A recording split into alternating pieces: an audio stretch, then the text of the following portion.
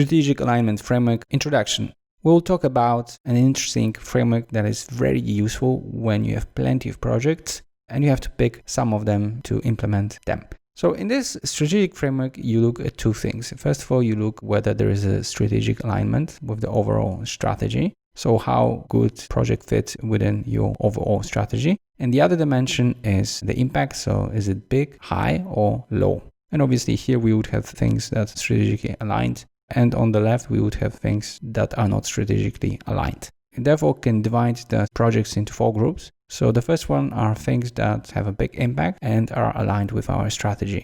The second group are things that still are aligned with our strategy, yet have a smaller impact. Then we've got the so-called maybe projects group. So those projects have a big impact. So in a sense, they're interesting. However, they are not aligned with the strategy. So they're like more done on the side. Now, when it comes to which things we should do as the first priorities, obviously we would vote for things with big impact that are aligned with our strategy. So these things we would do in first order. The second group that we would do if we have sufficient resources after finishing projects from group 1 are the things with small impact that are aligned with our strategy. And finally, as the third group of projects that we would consider are obviously the maybe projects. And group number 4 is obviously no, because they have not only low impact, but they are also not aligned with our strategy. So there is no point in doing them.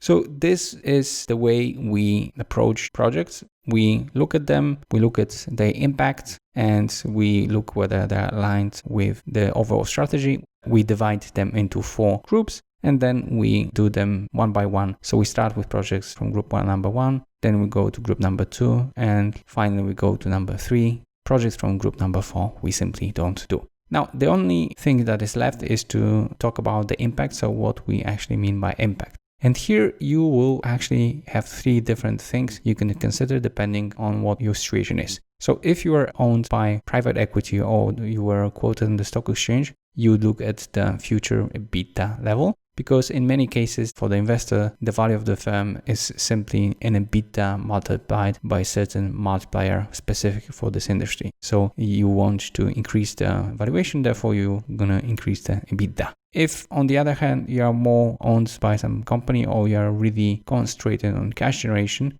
then you should actually look at the NPV of the cash flow of specific projects. And on the basis of that, you would consider things to be done. And finally, in some cases where the profitability is not that obvious and what actually you are looking for is the end structure of the market, in those cases you would look at the users number market share. This approach is extremely useful if in the future you expect there to be some sort of a monopoly situation.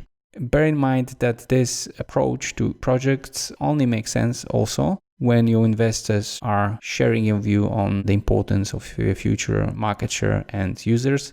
If they are more into future EBITDA and you're concentrating on the users and market share, then you might find yourself in a difficult situation when you'll be asking them for more money. So let's go to the case study, which will show you in practice how to use this approach.